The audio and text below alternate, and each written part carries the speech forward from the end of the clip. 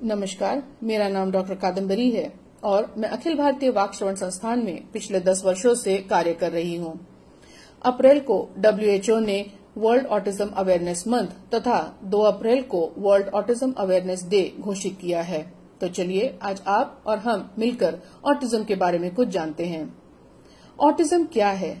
Autism एक developmental disability है, जिसका मतलब यह एक विकासात्मक विकलांगता है जिससे ग्रसित बच्चों अथवा व्यक्तियों को सामाजिक, संवाद संबंधित अथवा व्यवहार संबंधित दिक्कतों का सामना करना पड़ता है। तो क्या ऑटिज्म वाले बच्चे हमसे कुछ अलग दिखते हैं? नहीं, वह बिल्कुल आपके मेरे जैसे दिखते हैं, परंतु उनका बात करने का तरीका, समाज में व्यवहार करने का तरीका तथा अलग अलग व्यवहार करना उनको हमसे अलग बनाता है। ऑटिज्म स्पेक्ट्रम डिसऑर्डर एक अम्ब्रेला टर्म कही जाती है। इसका मतलब ऑटिज्म से ग्रसित कोई भी बच्चा अथवा व्यक्ति एक जैसा नहीं होता है। उनकी क्षमताएं और अक्षमताएं कभी भी एक जैसी नहीं होती हैं। ऑटिज्म से ग्रसित कुछ बच्चों का विचार करने की शक्ति, समस्याओं को हल करने की शक्ति मतलब प्रॉब्लम सॉल्विंग स्किल्स बहुत ही अच्छी होती हैं, परंतु ऐसे बहुत सारे बच्चे भी होते हैं जिनको इसके लिए मदद की जरूरत पड़ती है। उसी तरह अगर हम देखें तो ऑटिज्म वाले बहुत सारे बच्चे ऐसे होते हैं जो पढ़ाई में बहुत ही अच्छे होते हैं, वह अपना शिक्षण पूर्ण कर सकते हैं, परंतु वहाँ बहुत ऐसे भी बच्चे होते हैं जिनको विशेष शिक्षक की मदद जरूरत पड़ती है तथा उनकी मदद से वह अपना शिक्षण पूर्ण कर पाते हैं।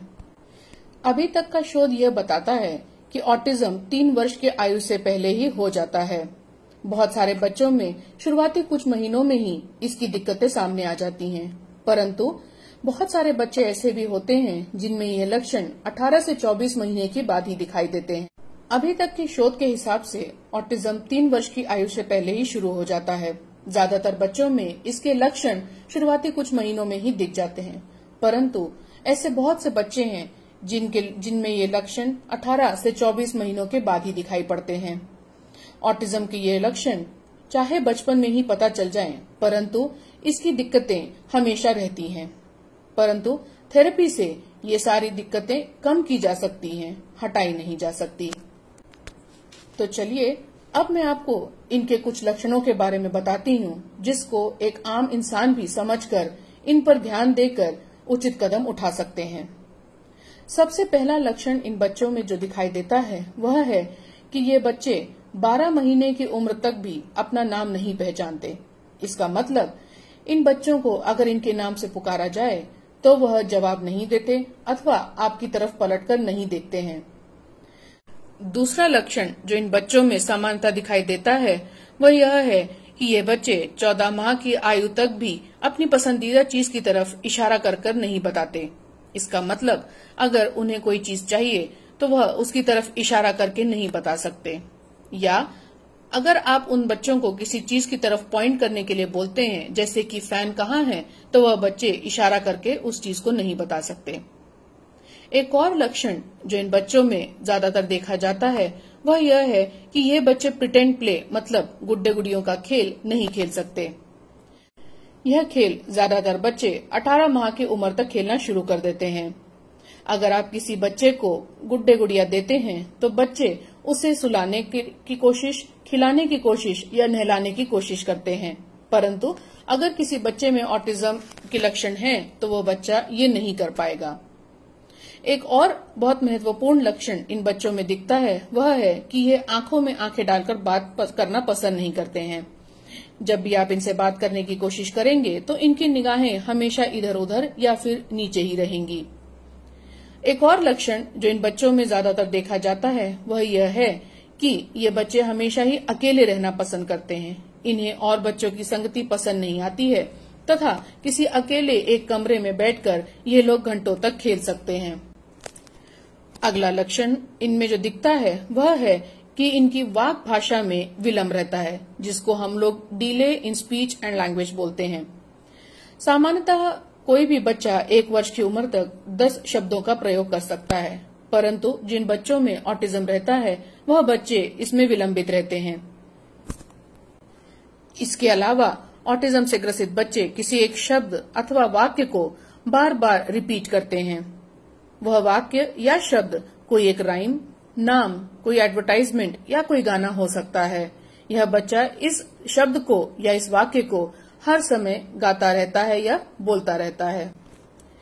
ऑटिज्म से ग्रसित बच्चों में जो एक और बहुत महत्वपूर्ण लक्षण है वह यह है कि घर में या स्कूल में किसी छोटे से बदलाव से भी ये बच्चे बहुत क्रोधित हो जाते हैं। जैसे कि अगर आप घर में फर्नीचर की जगह बदल दें तो इन बच्चों को बहुत गुस्सा आता है, अथवा अगर स्कूल में इनकी कोई क्लास नहीं हुई है या कोई टीचर स्कूल में नहीं आई हैं तो इन बच्चों को समझ में नहीं आता है कि कैसा व्यवहार करना है और वह बच्चे चिड़चिड़े होकर अपने आप को सेल्फ इंजरी मतलब अपने स्वयं को हानि पहुंचाना शुरू कर देते हैं। अगला एक ऐसा लक्षण जिस पर आने जाने वाले सबका ध्यान जाता है वह है रिपीटेटिव बिहेवियर्स। इसका मतलब यह बच्चे या तो हमेशा अपना हाथ हिलाते रहते हैं या खुद हिलते रहते हैं या फिर गोल गोल घूमते रहते हैं। इसके अलावा भी इनमें कुछ ऐसे बिहेवियर्स होते हैं जो लोग नजरअंदाज नहीं कर पाते। ऑटिज्म से ग्रसित बहुत सारे बच्चे या तो हाइपर या हाइपोसेंसिटिव होते हैं। इसका मतलब किसी आवाज, सुगंध, लाइट या टेक्सचर के लिए इनकी प्रतिक्रियाएं बहुत ही असामान्य होती हैं। ऐसी कुछ आवाजें जो आपके मेरे लिए शायद बहुत ही कॉमन होंगी वह इन बच्चों को पसंद नहीं आती हैं। कई ऐसी ध्वनियां होती हैं जो इन बच्चों को पसंद नहीं आती हैं और ये बच्चे अपने कान बंद करके वहां बैठ जाते हैं। ज्यादातर ऐसी चीजें आप किसी शादी या पार्टी में देख सकते हैं। उसी तरह अगर आप किसी दुकान में शॉपिंग करने जाते हैं तो अगर वहां पे अनाज का ड्रम है तो ये बच्चे उसमें हाथ डालकर खेलना ज्यादा पसंद करते हैं। ऐसे बच्चों को हम लोग हाइपोसेंसिटिव कहते हैं। उसी तरह हाइपोसेंसिटिव बच्चे जो होते हैं उनको गीली चीजें छूना पसंद नहीं आता। इन बच्चों को अगर आप गीली मिट्टी में या आटे की लोई दे दें तो उसको छूना पसंद नहीं करेंगे। ऑटिज्म वाले बहुत सारे ऐसे बच्चे होते हैं जिनको चावल दाल हाथ से खाने में दिक्कत आती है। इन बच्चों को अगर आप कोई सूखा खाना जैसे कि रोटी, पराठा, सूखी सब्जियां दें तो ये बच्चे ज्यादा चाव से खाते हैं बनस्पत की गीली सब्जियां तथा दाल चावल खाने के। इसके अलावा भी बहुत सारी ऐसी चीजें हैं जिन पर हम लोगों को ध्यान देना चाहिए। ऑटिज्म से ग्रसित बहुत सारे ऐसे बच्चे रहते हैं जो बहुत ही ज्यादा हाइपर एक्टिव होते हैं। इसका मतलब वह बच्चे एक जगह टिककर नहीं बैठ पाते हैं। उनको आप कोई भी काम करवाएं या कोई भी बात बताएं तो वह उसमें ध्यान नहीं दे सकते हैं। उनका अटेंशन स्पैन बहुत ही कम होता है। मामूली अगर आप किसी बच्चे को कोई खिलौना देते हैं तो वह बच्चा अगर उस खिलौने के साथ 5 से 7 मिनट खेल सकता है तो ऑटिज्म से ग्रसित बच्चा उसके साथ सिर्फ 1 मिनट के लिए खेलेगा और उसका ध्यान भटक जाएगा। इसको हम लोग इनअटेंशन भी कहते हैं। ऑटिज्म से ग्रसित बच्चों को गुस्सा बहुत जल्दी आता है। उनको छोटी छोटी चीजों पर गुस्सा आता है और उनके टेम्पर टैंट्रम्स भी बहुत ज्यादा रहते हैं। टेम्पर टैंट्रम्स का मतलब अगर उनको कोई चीज नहीं दी जाए तो वह जमीन पर लौट जाएंगे या वह आपकी बात सुनने से मना करेंगे या फिर अपने आप को सेल्फ इंजरी मतलब स्वयं को हानि पहुंचाने की कोशिश करेंगे। स्वयं को हानि पहुंचाने में यह लोग कई बार अपना सर दीवार से मारना, जमीन से पटकना या फिर किसी और वस्तु से अपने आप को हानि करने की कोशिश करते हैं। इससे यह आपका ध्यान अपनी तरफ केंद्रित करने की कोशिश करते हैं। ऑटिज्म से ग्रसित बच्चों और व्यक्तियों में खाने और सोने की दिक्कतें कई बार देखी गई हैं। इन बच्चों को नींद बहुत कम आती है तथा अगर ये सोते भी हैं तो बहुत ही कम देर के लिए। खाने की दिक्कतें मैं आपको पहले भी बता चुकी हूँ कि इन बच्चों को गीला खाना पसंद नहीं आता। उसकी जगह अगर आप इनको कुछ सूखा खाना खिलाएं जैसे कि रोटी, सब्जी, भुजिया, समोसा, चाट तो इनको पसंद आता है। एक और बात जो इन बच्चों में देखी जाती है वह है किसी चीज से डरना या बिल्कुल भी नहीं डरना। बहुत सारे ऐसे बच्चे होते हैं जो अंधेरे से या किसी कीड़े मकोड़े से भी नहीं डरते। अगर कोई कीड़ा इनके सामने आता भी है तो वह उसको उठा के उससे खेलने लगते हैं। वहीं कुछ ऐसे बच्चे भी होते हैं जो कि एक प्लास्टिक के खिलौने से तक डर जाते हैं। अब ये तो हुई दिक्कतों की बात।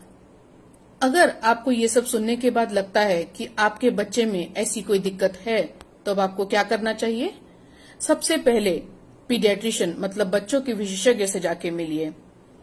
उनसे मिलने के बाद हमारी संस्थान अखिल भारतीय वाक श्रवण संस्थान जैसे किसी एक संस्था में जाके अपने बच्चे की जांच कराएं। जांच के बाद अगर आपको ये पता चलता है कि आपके बच्चे को ऑटिज्म है, तो आप अपने बच्चे को त्वरित ही थेरेपी के लिए एनरोल करें। शोध बताता है कि जितनी जल्दी आप इन बच्चों के साथ थेरेपी शुरू कर काम शुरू करें, उतनी जल्दी इनकी समस्याओं को हल किया जा सकता है। अब बात आती है कि ऑटिज्म थेरेपी में कौन कौन सी थेरेपी इंक्लूड करनी चाहिए। तो सबसे पहले हम लोग एक मनोवैज्ञानिक का रोल देखेंगे। मनोवैज्ञानिक मतलब एक क्लिनिकल साइकोलॉजिस्ट आपके बच्चे को बिहेवियर थेरेपी दे सकते हैं। बिहेवियर थेरेपी से आपके बच्चे के जो बिहेवियर प्रॉब्लम्स होते हैं वह कम हो सकते हैं। बिहेवियर प्रॉब्लम मतलब जो हम लोगों ने पहले बात की थी, हाथ हिलाना, शरीर को हिलाते रहना, ध्यान न देना, एक जगह पर न बैठना, इसके लिए मनोवैज्ञानिक काम करते हैं। इसके अलावा वाक भाषा विशेषज्ञ मतलब स्पीच लैंग्वेज पैथोलॉजिस्ट आपके बच्चे की वाक पर या भाषा पर काम करते हैं।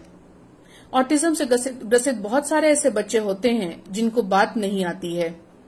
हमारे स्पीच लैंग्वेज पैथोलॉजिस्ट उन बच्चों के साथ काम करके उनको बात करना सिखाते हैं। उसी तरह कुछ ऐसे बच्चे भी होते हैं जो शायद बात न कर पाएं। उसके लिए हमारे संस्थान में ऑगमेंटेटिव एंड ऑल्टरनेटिव कम्युनिकेशन मतलब AAC भी सिखाया जाता है, जहां चित्रों के मूल से बच्चों को बातें करनी सिखाई जाती हैं। यह तो हुई भाषा और बिहेवियर की बात। इसके बाद एक विशेष शिक्षक आपके बच्चे की विचार करने की क्षमता तथा शैक्षणिक स्तर को इम्प्रूव कर सकता है। यह सुविधाएं भी हमारे संस्थान में उपलब्ध हैं विशेष शिक्षा विभाग में। विशेष शिक्षा के साथ साथ ही ऑक्यूपेशनल थेरेपी भी इन बच्चों के लिए बहुत जरूरी है। एक ऑक्यूपेशनल थेरेपिस्ट आपके बच्चे की दिक्कतें जैसे कि हाइपर सेंसिटिविटी, हाइपोसेंसिटिविटी, पेंसिल ना पकड़ पाना, एड़ियों पर चलना या पंजों पर चलना या फिर गोल गोल घूमना, इन सारी दिक्कतों पर भी काम कर सकते हैं।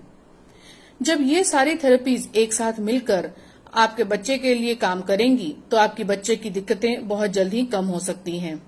अंततः मैं ये जरूर कहना चाहूंगी कि इस बात पर ध्यान देना चाहिए, अगर माता पिता और हमारे सारे रिहैबिलिटेशन प्रोफेशनल्स एक साथ मिलकर काम करें तो आपके बच्चे की दिक्कत कम हो सकती है, परंतु यह सेवाएं अपने बच्चे को त्वरित ही उपलब्ध कराएं। धन्यवाद।